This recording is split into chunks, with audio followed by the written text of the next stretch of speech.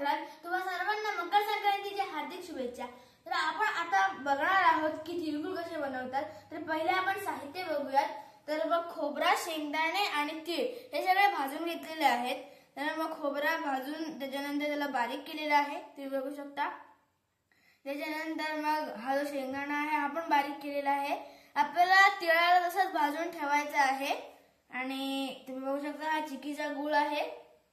आणि याच्यात आपल्याला बारीक करून काही जायफळ टाकायचे आहेत व बारीक करून काही वेलची सुद्धा टाकायची आहे. आता हे असे नाही टाकायचे, पण तुम्हाला फक्त दाखवण्यासाठी एक मी असे टाकलेले आहेत. तर मग हे सगळं आपल्याला त्या तिळगुळामध्ये टाकायचं आहे. हे सगळे त्या तिळगुळाचे सगळे इन्ग्रेडियंट्स आहेत.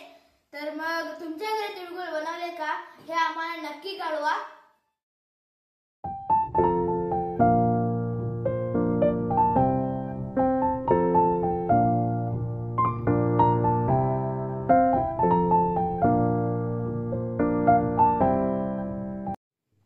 तर मग हे बघा, एवढा सगळं मिश्रण गरम केलेलं आहे, मिक्स करून गरम केलेलं आहे.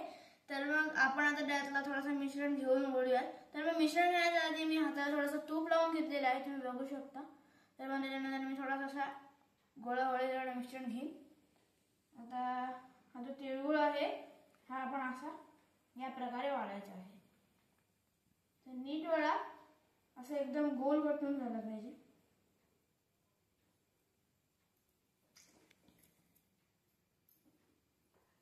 तर हे बघा असं झालेलं आहे.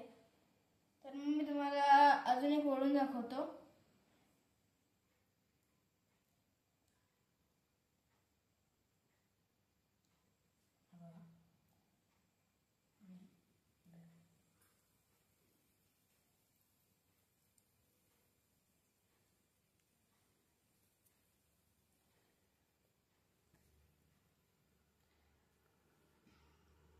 हे बघा हा पण झालेला आहे अशा प्रकारे.